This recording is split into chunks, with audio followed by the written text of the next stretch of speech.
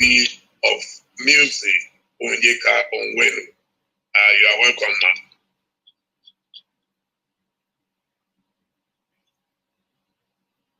We're not hearing you, ma'am. Okay, you can hear me now, yeah? We can hear you now, yes, please. Lovely. Thank you, my brother. It's always good to see you. My deepest respect to our elders who are here at this meeting. Thank you so much for taking the time. God bless you. God keep you and keep us too.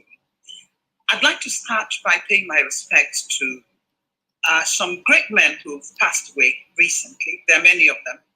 I'll just name two. And that is Rear Admiral Ndubisi Kanu, and of course, Onyeka Onwenu, who is the son of ZCOB, the president of Igbo State Union, under whom my father, Dixon Kanu Onwenu, DK Onwenu, served as the principal secretary. There's a long history here. We're losing people who have still so much to give to this country and so much direction to give to us. I'm almost tearing up and I don't want to.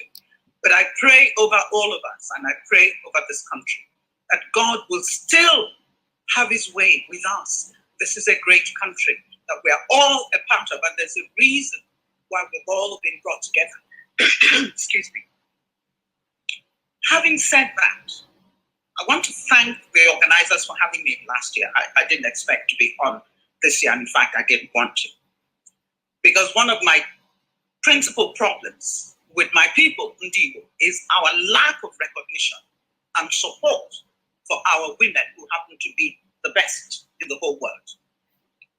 We've proved that we can serve, we are committed, that we care, and we love this country. Not just Igbo women, but Nigerian women in general.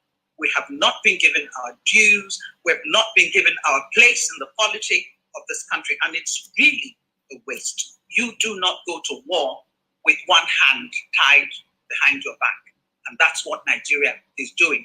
And if you don't know that we are in a war, please know it today. We are fighting on all sides.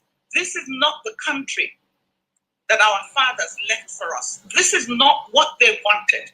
This is not what was organized. A country that is rudderless. A country that does not care. That the value of human life is totally diminished. A country where somebody can stand up and tell me that I have to be a slave, that I don't have a right to certain things because of where I come from. I say no. And that is where we stand, and I believe I've been listening to everyone. That is where we stand when we say never again. Yes, we have not explored all that brought Biafra about, and I listened to some of these speeches here, and I cringe at the fact that not much has changed. We have learned nothing from our past experiences, and that is very sad. But what I can say to Nigeria, to Ndiigbo, the rest of Nigeria, the world is not waiting for you. I'd like to thank all of those people who have criticized and abused Ndiigbo. When somebody fights with his wife in their bedroom, it's the fault of Ndiigbo. I was disgusted with all of us during the EndSARS tribulation, and it was a tribulation, that our children were killed in front of us. What did we end up with? A strenuous effort made by people who should know to shift the blame for everything on Ndiigbo. Hey, come on. We are no longer considered citizens of this country. When there's a problem, everybody unites behind hating Ndiigbo. Be that as it may. I still have no apologies. God created me an Igbo woman. I am doubly blessed and doubly challenged. But that is why he put me here. And may he use every single one of us to achieve what it means, what he set this country up for. Let me round up so other people can have a chance to speak. Where do we go from here?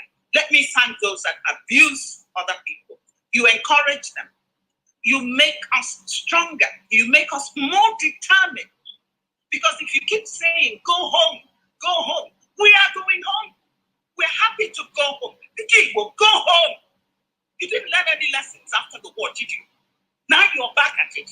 And people, whenever there's trouble anywhere, everybody unites in asking you to go home. Please, let us go home.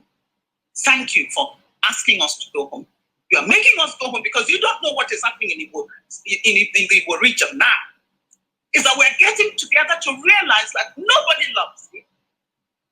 I'm not speaking about individuals here, please. I'm speaking generally. You're not wanted. So even if they don't have, you're not wanted and they don't want to let you go, you can still go in many ways. Start taking care of your own problems. Start dealing with issues of food production, agriculture, development in every way possible. You are a people who are blessed just like everybody else. Never apologize for who God has made you to be. Stand on it. Take it in the chin and know that you can make progress and show the world that this group of people can never be kept down.